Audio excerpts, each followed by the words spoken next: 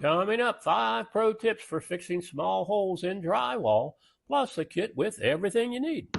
Now, when I bought this house, these wall anchors were already here, and I'm just getting around to fixing the wall. Now, since the drywall spackle dries white, you're going to want to use a razor blade to carefully remove a piece of the painted drywall. This way, you can take it to the big box store and let their computer mix an exact match for the paint. But you'll have plenty of time since it takes 2 to 4 hours for this to dry, but I recommend you leave it sit overnight before you paint it. Now, we're not going to pull these drywall anchors out because that would make the holes bigger. Instead, I just use a tool like a nut driver with a hammer to gently tap them below the surface. This leaves a much smaller hole to fill with the spackle from the tube.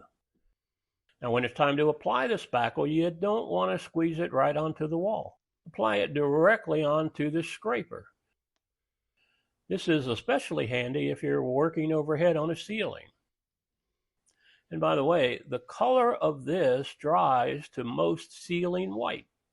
Now, you put a little on the tool and then spread it over the holes.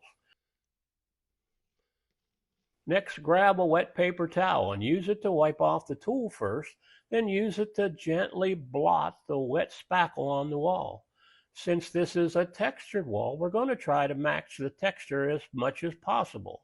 I have one more tip for you, but first let me show you this drywall repair kit that includes everything you need.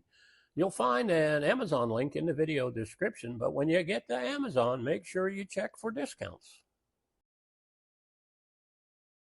And finally, you want to make sure that you store this kit in a cool, dry place, not in a hot garage or a shed, because I can tell you from experience, too much heat will cause the drywall spackle to dry out and get hard, making it worthless. Thanks for watching.